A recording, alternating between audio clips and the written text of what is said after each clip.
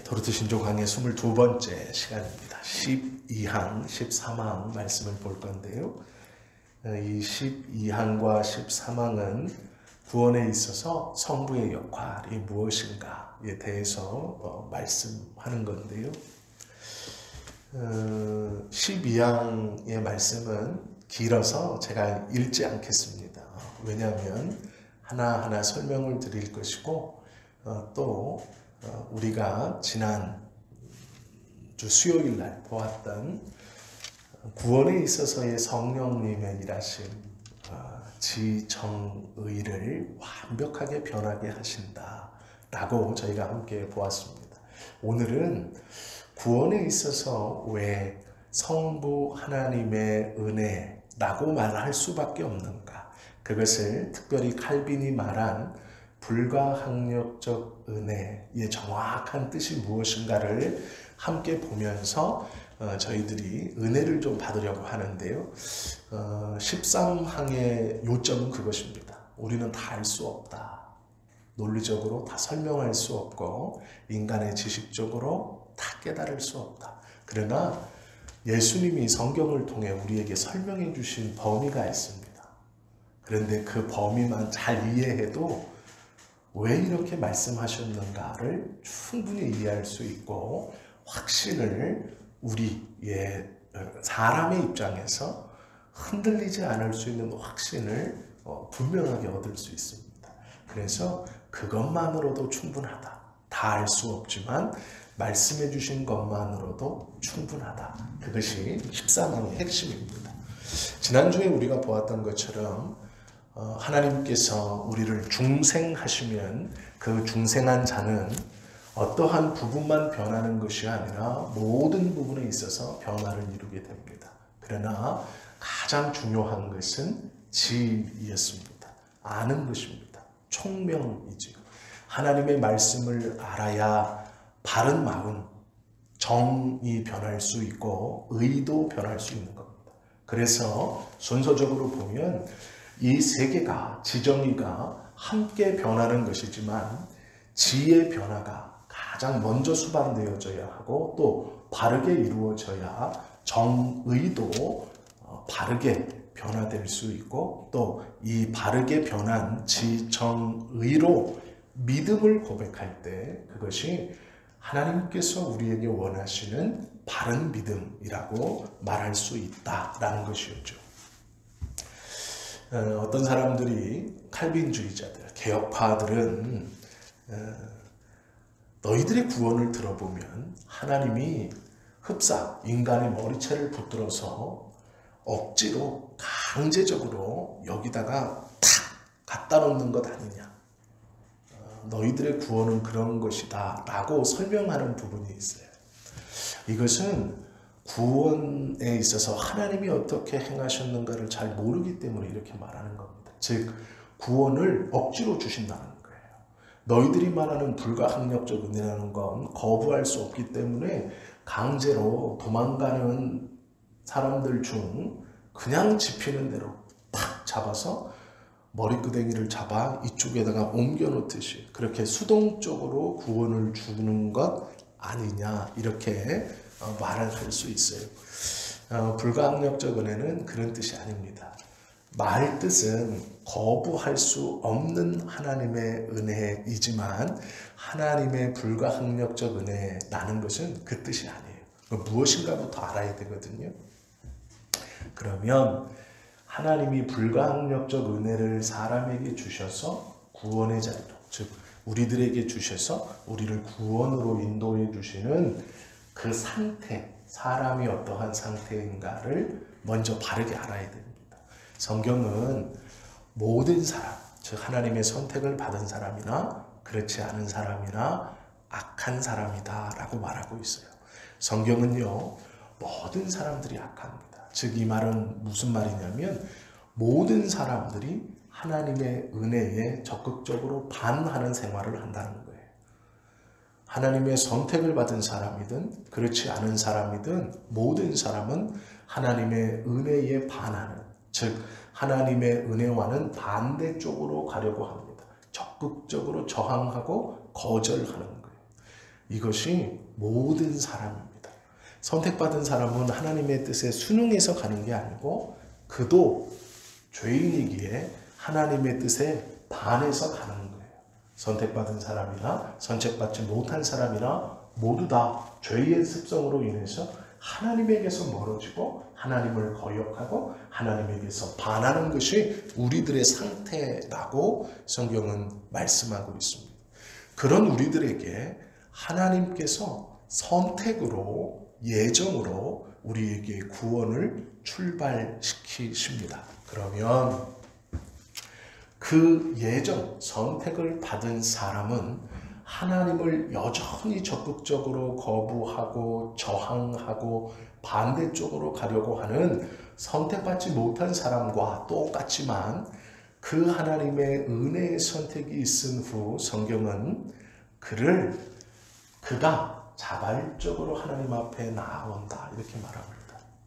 그러면 저항하던 그가 하나님의 불가항력적 은혜를 받고 자발적으로 나아오는 요 사이에 분명히 무슨 일이 있었다는 겁니다. 오늘은 요 사이에 있었던, 즉 저항하던 우리가 기쁨으로 하나님 앞에 돌아오는 그 사이의 일이 무엇인가가 12항, 13항의 가르침입니다. 요 중간 생략되어져 있는 그것이 무엇인가 라는 것이요. 복음은 간단하게 말씀드리면 우리가 다 아시는 것처럼 예수님을 그리스도로 믿는다라는 것입니다. 그것이 구원이다라는 것이 복음이에요. 그러면요, 하나님의 말씀이라는 것을 넓은 의미로 봤을 때 하나님의 모든 말씀은 다 지켜야 되는 것입니다.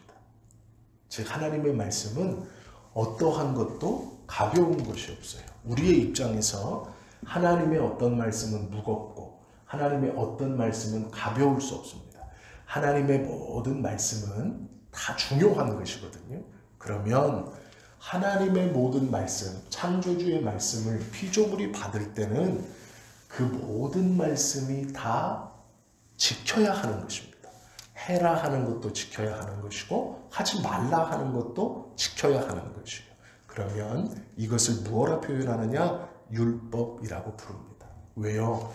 하나님의 모든 말씀은 다 지켜야 하는 것이에요. 다 중요한 것입니다. 하나님의 모든 말씀은 다 기준이고 그것이 법이고 진리이기 때문에 우리에게 다 동일한 무게로 다가오는 거예요. 그래서 하나님의 모든 말씀은 다 율법이에요. 율법의 범위는 하나님의 모든 말씀을 가르칩니다. 우리가 아는 것처럼 구약의 이스라엘에게 주신 십계명을 위시한 이 하나님의 모든 말씀은 다 지켜야 하는 것이고 그 지켜야 하는 것을 율법이라고 보는 거예요. 그래서 하나님의 모든 말씀은 율법이라고 봐도 똑같은 말입니다. 왜요? 지켜야 하는 것이기 때문에 그렇습니다. 복음도 율법의 한 종류예요. 왜요? 복음은 명확합니다. 예수님을 그리스도로 믿어라라는 명령이에요. 그것만이 구원이다라는 거예요. 이것은 어기면 안 되는 명령이에요. 가장 중요한 명령입니다. 율법 중에서도 최고의 하라라는 명령이에요. 그렇기 때문에 넓은 의미로 보면 복음도 율법의 한 종류라고 봐도 됩니다. 이것을 성경은 믿음의 법이라고 말씀하고 있습니다. 이것을 이해하셔야 돼요. 왜 그러냐면 복음은 계명 중에 계명이다라는 거예요. 사도 요한이요. 요한복음 3장 23절에서 이렇게 말해요. 그의 계명은 이것이니 라고 말하면서 곧 그 아들 예수 그리스도의 이름을 믿고 라고 말씀해요. 즉 하나님의 계명은 이것이니, 이 말은요 하나님의 율법은 이것이니, 즉 하나님의 하라 하시는 명령은 이것이니 곧 하나님의 아들 예수 그리스도의 이름을 믿어라 이렇게 말씀하시는 거예요. 복음이 어떻게 율법이 될 수 있을까? 율법은 과거의 것이고 율법은 예수님이 오기 전에만 있는 것이고 복음은 예수님께서 이 율법을 폐하시고 새롭게 만들어 놓으신 것인데 어떻게 이 복음이 율법에 들어갈 수 있는가? 이렇게 우리가 생각할 수 있어요. 그것은 구약을 하찮은 것이고 구약에서 말씀하신 하나님의 말씀을 하찮은 것으로 여기는 잘못된 성경관입니다. 모든 하나님의 말씀은 우리에게 가장 중한 무게로 오는 모든 하나님의 말씀은 다 귀하고 무거운 것이고 신약에서 말씀하시는 이 예수님께서 전달하실 때 제자들과 일반 하나님의 말씀을 예수님의 말씀을 듣고 있는 성도들에게 가르칠 때도 예수님은 자주 구약의 말씀을 인용하셨어요. 그 말씀이 무겁기 때문에 하나님의 말씀이기 때문에 그것을 그대로 가지고 와 설명해 주실 때가 많이 있었어요. 예수님도 무겁게 여겼다면 우리가 하찮게 여기면 안 돼요.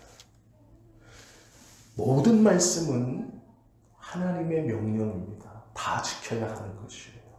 그 지킨다는 의미에 있어서 법입니다. 그것을 율법이라고 해요. 복음도 명령입니다. 예수님을 구세주로 믿어라. 예수님만 구세주로 믿어라. 라는 명령이에요. 다른 구원은 없다. 이것도 율법의 하나입니다. 그러기에 우리가 하나님의 말씀에 구별을 둔다는 것은 어리석은 짓입니다. 요한 사도는 분명히 하나님의 계명은 이것이니 그의 아들 예수를 그리스도로 믿고 라고 분명히 우리에게 말씀하고 있습니다. 이것은 해야 하는 것입니다. 하나님께서 택함받은 사람들 안에서 하나님의 권능으로 그 죄의 습성에 있어서 하나님을 거역하는 우리의 저항을 깨고 자연적 적대감을 극복하셔서 우리를 불러주시기 때문에 이것을 불가항력적 은혜다라고 말해요. 선택받은 자나 선택받지 못한 자나 본선상 모두 하나님의 대적들이었습니다. 우리 또한 하나님의 대적이었어요. 그것을 명심해야 됩니다. 원래 그것이 우리의 정체였어요. 바울이 에베소 교회에 편지하면서 그들에게 너희들이 회심하기 전 이 세상에 태어난 모든 사람은 죄인이다 라고 말하는 것을 우리가 기억해야 합니다.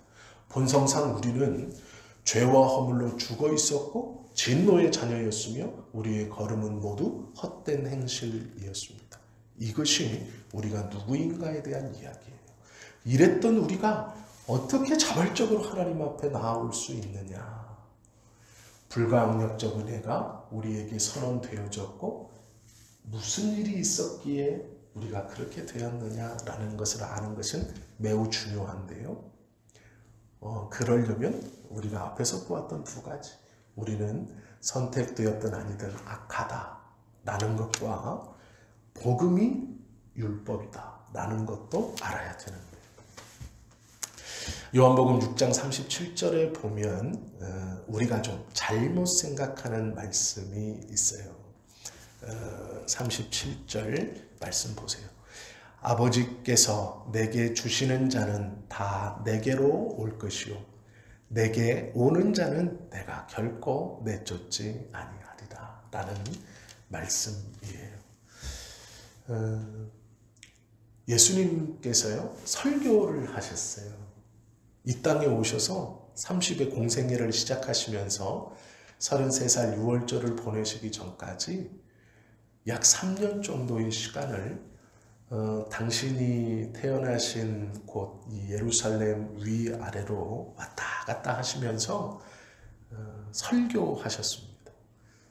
그런데 놀라운 것은 이 예수님이 설교했는데도 예수님을 믿는 자가 많지 않아요.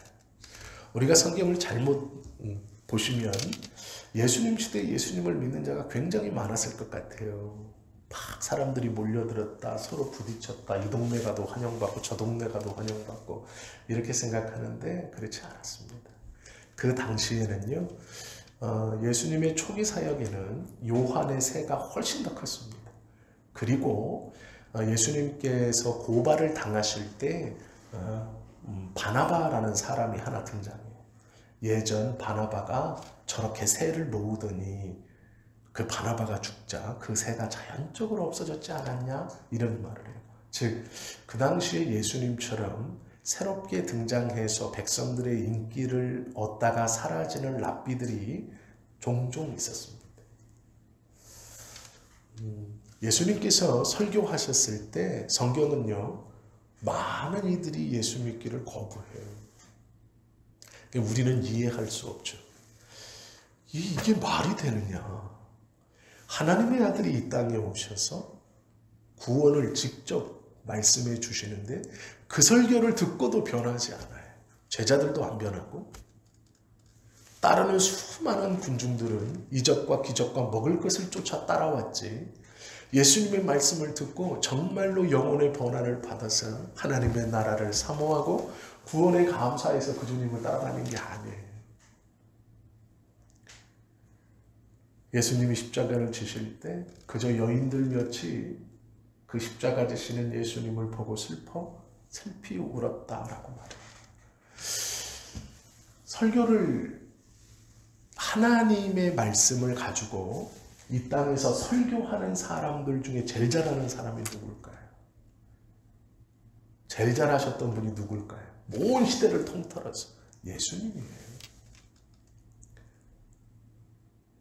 가장 능력 있었던 분은 누구였을까요? 예수님이에요. 또한 그 설교가 가장 절박했던 분은 누구였을까요? 예수님이에요. 그런 예수님의 설교를 직접 들었는데 사람들은요, 안 믿어요. 이게 놀라운 일입니다. 아르미니우스 주의자들이 잘못 생각하는 게 있어요. 인간은 전적으로 타락하지 않았다. 가능성이 남아있다. 그래서 바른 복음이 선언되어지면 모든 인간은 그 바른 것을 선택할 것이다. 그들의 자유의지로, 그 말씀을 들으면 자유의지로 그것을 선택할 것이다. 이게 아르미니우스 주의자들의 주장이었습니다. 그래서 구원은 인간의 책임이다라는, 그렇지 않죠.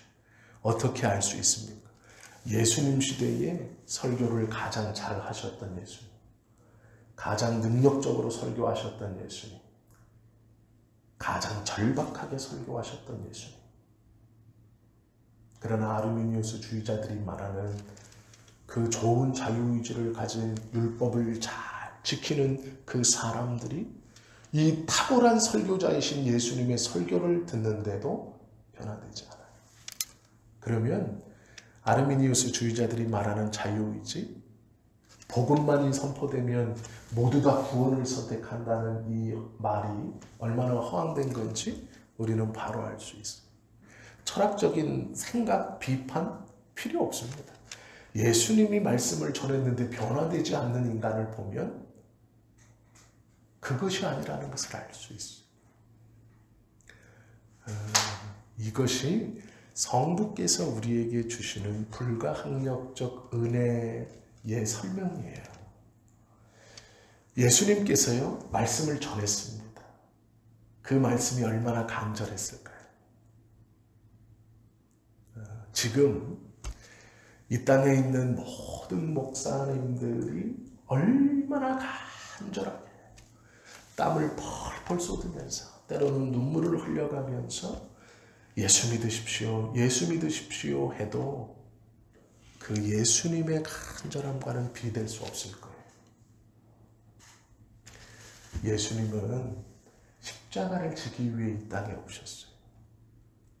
그분이 직접 설교하신 하나님의 나라, 그분이 직접 말씀하신 복음은 지금 아무리 많은 주의 종들이 그의 마음에 영혼을 사랑하는 간절함이 있다고 하며 외쳐도 그 예수님과는 비교할 수 없어요. 그러면 그 예수님의 간절한 설교를 들었는데 사람들은 꼼짝하지 않아요. 예수님은 말씀만 전하신 것이 아니에요. 이적과 기적을 눈으로 보여주셨어요. 그런데 사람들은 꼼짝하지 않아요. 예수님의 설교는 탁월했습니다. 사람들이 무릎을 탁 쳤어요. 와, 일반적인 사람, 일반적인 종교 지도자들의 말씀과 같지 않다라고 했어요. 그런데 사람들은 변하지 않아요. 그럼 예수님이 실망하셨을까요? 아닙니다. 예수님은 알고 있었어요.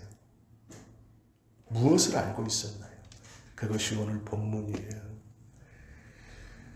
아버지께서 내게 보내지 않으면 내게 올 자가 없다라는 거예요. 최고의 설교자이시고 최고의 능력자이시고 최고로 간절히 하나님의 말씀을 전했는데 그때에도 예수님이 뭐라고 말씀하셨냐? 아버지께서 내게 보내지 아니하시면 내게 올 자가 없다. 이것이 구원이에요. 이것이 구원받은 자들에게 나타나는 성부 하나님의 은혜입니다. 이것을 불가항력적 은혜라고 말씀하시고 있는 거예요. 불가항력적 은혜는 죄인들이 하나님 앞에 나아가는 가장 중요한 그리고 효과적인 이끌림입니다. 성경은 이것을 예수님께서 직접 가르쳐주고 있어요. 우리가 중생했다는 증거가 무엇입니까? 하나님 앞에 회개한다는 거예요. 하나님 앞에 기도할 수 있다는 거예요. 그러면 그렇게 기도하고 회개하는 이유가 뭐냐? 우리의 지정의가 변했기 때문이에요. 지정의가 온전히 변해서 죄를 인식하게 되고 이것이 부끄러운 것임을 알고 이것이 하나님을 인지하게 하고 그 앞에서 옳지 못한 것을 알고 옳지 못하다고 느끼게 하시는 대상인 하나님께 기도해서 회개하는 거예요. 옳지 못하다. 왜 우리가 하나님께 기도하냐면 우리의 변화를 성부께서 주장하시기로 변화된 우리는 하나님 앞에서 옳지 못함을 깨닫기 때문이에요. 이것이 나의 중생에 누가 관여하고 있느냐에 대한 증거입니다. 왜 우리가 하나님 앞에 나아가느냐? 왜 그 앞에 가서 회개하느냐? 하나님이 변화시키셔서 내가 죄에 대해서 깨달았기 때문이에요. 하나님 앞에 있을 때 이것이 죄라는 것이 보여지기에 이 죄를 들고 나의 변화의 중심이신 하나님께 나아가 해결해 달라 하고 회개하는 거예요. 이것이 변화받은 우리의 성부 하나님의 관여의 증거입니다. 그러기에 죄는 다른 이에게 회개하는 게 아니고 내 스스로도 떨쳐낼 수 있는 게 아니에요.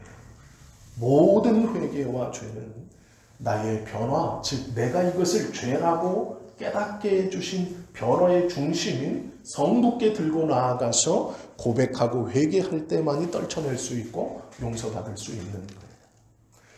이것은 작은 죄이니 내가 알았어. 이것은 또 누구에게 가서 아니면 그런 게 아니에요. 다윗이 범죄했죠. 그런데 시편에 보면 다윗의 고백이요. 놀라운 고백.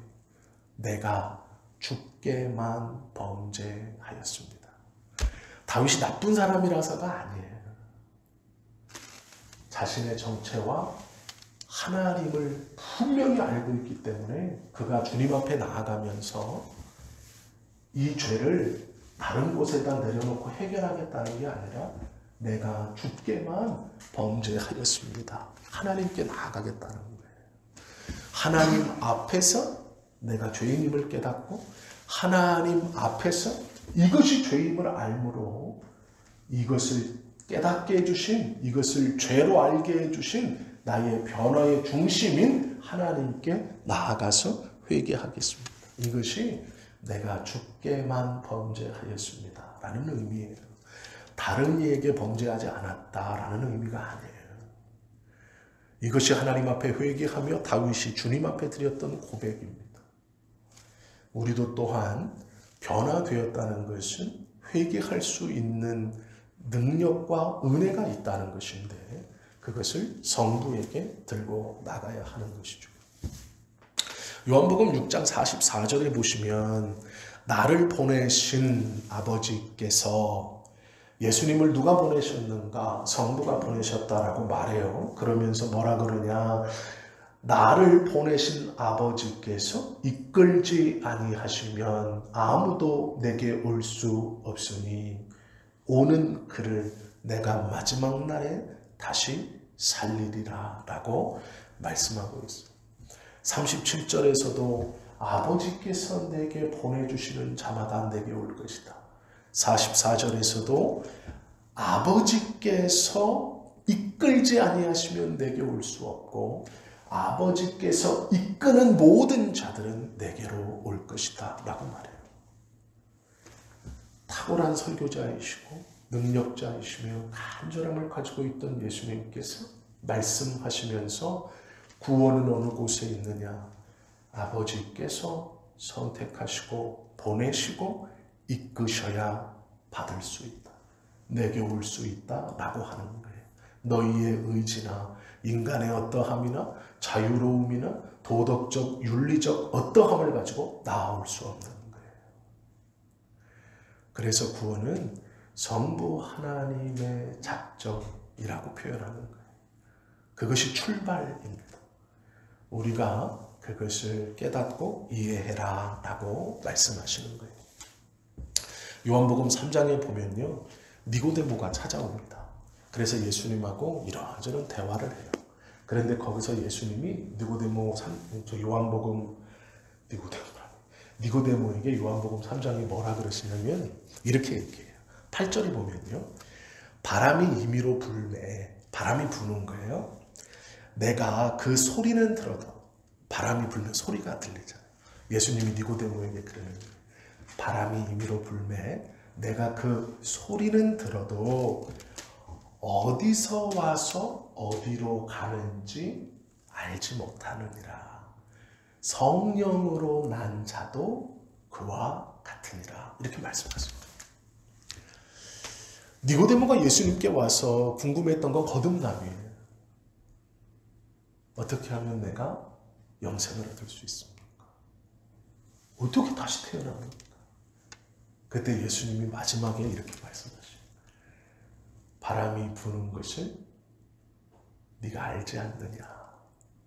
바람이 불면 소리가 나지 않느냐? 그러므로 바람이 부는구나 알지 않느냐? 그러나 네가 바람이 분다는 것은 알지만 그 바람이 어디서 와서 어디로 가는지를 모르지 않느냐? 성령으로 난 자도 이와 같다. 무슨 말일까요? 이 말을 잘 묵상해 보세요. 소리를 들어서 바람을 알아요. 중생도 그와 같은 거예요. 어떻게 중생이 일어나는지 우리는 정확하게 알지 못해요. 그러나 중생이 일어났다는 것은 알아요. 바람이 나무에 불면 나무가 바람이 부는 방향으로 쓰러지는 것을 보면서 바람이 저렇게 가고 바람이 부는구나를 아는 것처럼 중생이 우리에게 어떻게 임하고 오는지 성경에서는 다 이렇게만 말씀하시는데 우리는 다 이해할 수는 없어요. 그러나 중생이 일어났다는 것은 우리도 알 수 있다는 것이죠. 아기는 태어나자마자 울죠. 그것과 마찬가지로 하나님의 중생을 받은 사람도 태어나면 하나님에게 신령한 젖을 위해서 우는 거예요. 교회에서 아무리 설교를 들어도 아무런 감동이 없다가 어느 날 설교가 들립니다.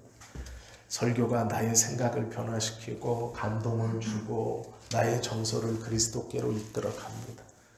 나는 거듭나야 한다고 이제 느낍니다. 그리고 내가 위험하구나 스스로 깨닫습니다. 그리스도께 도망하는 법을 배웁니다. 말씀을 더 사모할 수 있는 마음이 생겼고 더 많이 기도해야 한다는 것을 알게 되었고 교회의 소중함과 믿음의 교우들의 소중함을 점점 더 알게 됩니다. 그것이 중생했다는 거예요. 바람이 불었다는 겁니다. 왜 그렇게 되었는지 언제부터 시작되었는지는 알지 못하지만 내 마음이 그렇게 되었다는 것이 내가 중생했다라는 것을 보여주는 증거들입니다. 모든 장애물이 사라지고 기쁘게 예수님을 구세주로 모시고 또 고백하게 되는 것이죠. 스스로 이것의 시작을 설명할 수는 없지만 지금 내 마음속에서 일어났던 변화와 삶에서 보여지는 증거들, 하나님 앞에 나와 기도하고 있는 나의 모습들을 보면 그 바람이 이미 불어와 내 마음의 중생이 완전하게 자리 잡혀 있다는 것을 우리는 스스로가 알게 된다는 것이죠. 이것이 불가항력적인 은혜. 그건 억지로 하는 게 아닙니다. 그건 하기 싫어서 하는 게 아니에요. 예수가 그리스도이심을 억지로 고백하는 것이 아니에요. 그것이 기쁨이 되고 감사가 되고 어느 순간 이 하나님의 구원의 방법을 사랑하게 되고 그 방법을 통해 귀한 은혜를 받았으니 다른 구원의 세상적 방법들을 자연스럽게 거절하게 되는 거예요. 비록 눈으로 보기에는 이 길이 더 명예롭지 못하고 어렵고 힘든 길일지라도 하나님을 사랑하게 되고 하나님의 백성이 가는 길임을 확신하게 되면 그 길을 기쁨으로 가는 거예요. 그것이 중생됐다라는. 수요일 저녁에 우리가 예배 나와 함께 이렇게 하나님의 말씀을 나누는 것은 중생했다라는 증거예요. 어느 누구도 벌점을 매기면서 예배를 한번 참석하면 플러스 얼마, 빠지면 마이너스 얼마 체크하는 사람 없어요. 하나님 앞에 가야지, 예배해야지, 말씀을 또 듣고 기도해야지. 이것이 우리에게 증거로 보여지는 중생입니다. 심한 말처럼 좀 들릴지 모르겠지만요.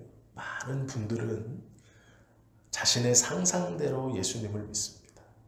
자신의 마음대로 예수님을 믿어요. 그런데요, 이렇게 자신의 마음대로 예수님을 정해놓고 믿는 사람들은 결국 마지막 때가 되어서 그가 죽음 앞에 이르러 두려움에 떨게 됩니다. 왜 그럴까요?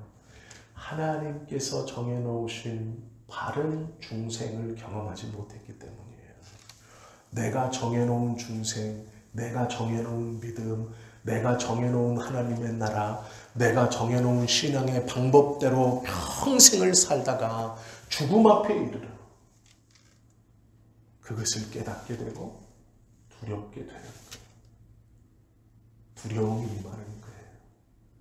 자신의 마음대로 그리스도를 믿는 그 삶을 깨닫게 되었고 그것이 이제 두려움 앞에, 죽음 앞에 섰을 때 두려움으로 나옵니다. 이것이 자신의 마음대로 믿는 그리스도인들의 마지막 모습이에요. 아버지가 이끌지 않고 자기가 하나님 앞에 나아올 수 있다라고 생각하는 사람. 교회는 언제든지 갈 수 있지 내가 뭐 오늘이라도 못 가나? 기다려봐. 내가 조금 시간 더 지난 뒤에 가면 되지. 조금만 더 기다려봐. 내가 이제 곧 갈 건데 이 지금 급한 일만 맡기고 하나님 앞에 나오는 건요 결혼하는 게 아니에요. 어떤 사업을 시작하는 게 아닙니다. 자기가 할 수 있다고 믿는 그 사람의 그 말, 아니 내가 곧 간다니까. 지금 아들만 장가 보내고 곧 간다니까. 내가 이 중요한 일만 마치면 곧 간다니까. 내가 뭐만 다 끝내놓고 이제 곧 교회 갈 거야. 안 갈 건 아니니까. 언제든지 갈 수 있잖아. 아니에요. 그렇지 않습니다. 아버지께서 이끌지 않으면 하나님 앞에, 예수님 앞에 나올 수 없어요.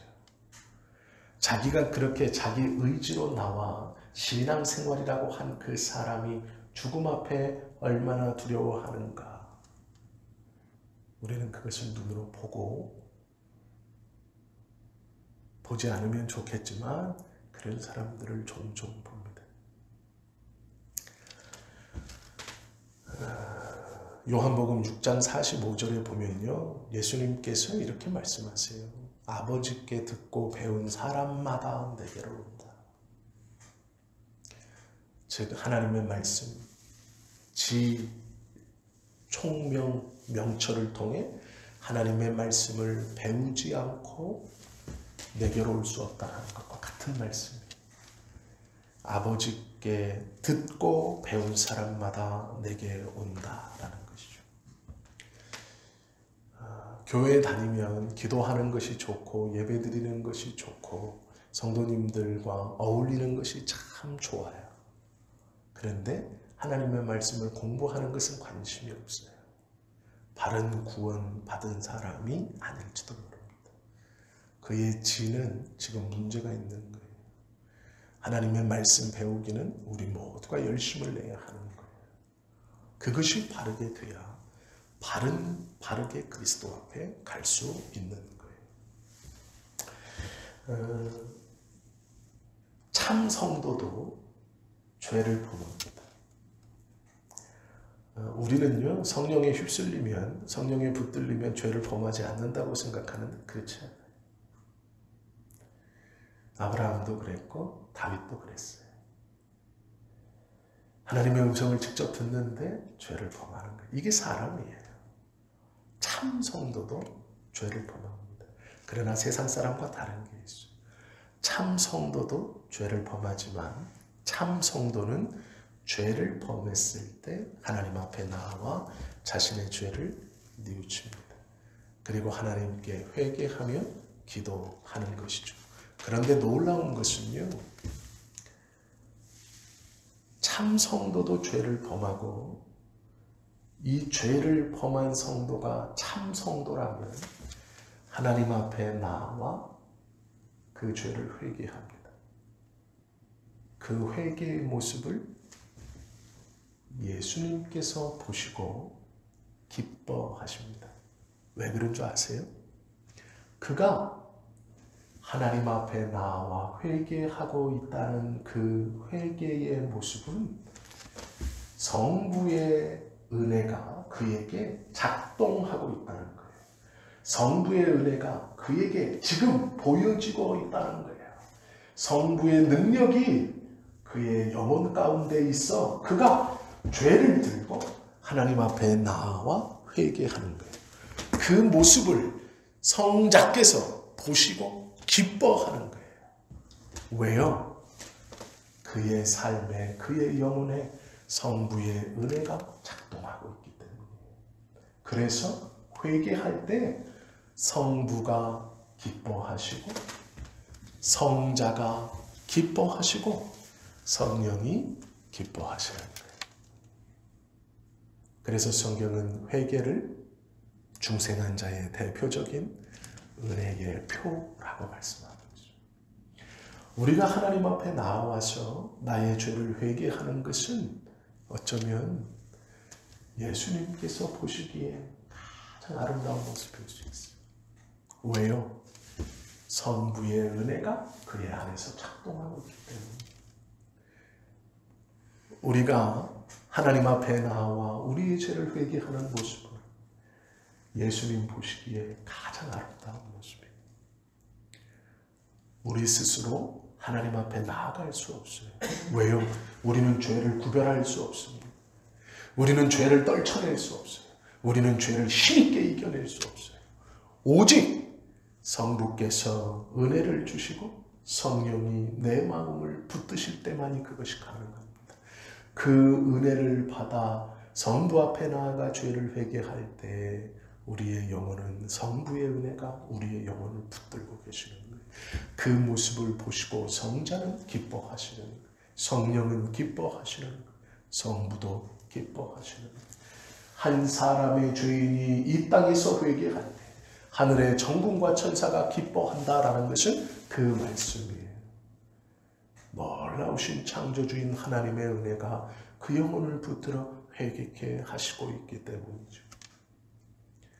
그것이 성삼위 하나님 모두에게 기쁨이 되는 거예요. 그것이 우리의 모습입니다. 그것이 중생한 자의 모습이죠. 한 죄인이 회개할 때 왜 하늘에서 기쁨이라 라고 말씀하시는가? 그것을 우리가 알게 되죠.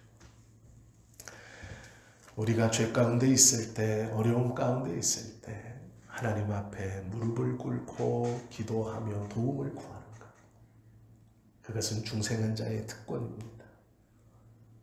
예수님께서 보실 때에 그 모습이 기쁨의 모습이에요. 예수님께서 우리 안에 아버지가 일하시는 것을 보시기 때문이죠. 기쁨을 느끼고 감사하고 감동하는 것, 그것이 우리가 다 쓰임받고 있다는 증거예요. 즉 회개는 나의 죄를 하나님 앞에 고백하는 것뿐 아니라 내가 중생했다는 증거이며 하나님이 나에게 일하신다는 증거이고 예수님이 나를 보시고 기뻐하신다는 증거예요. 이것이 우리가 붙들어야 하는 믿음입니다. 이게 불가항력적 은혜예요. 그러므로 이 불가항력적 은혜라는 말은 너무도 아름다운 말인 거예요. 귀한 말인 거예요.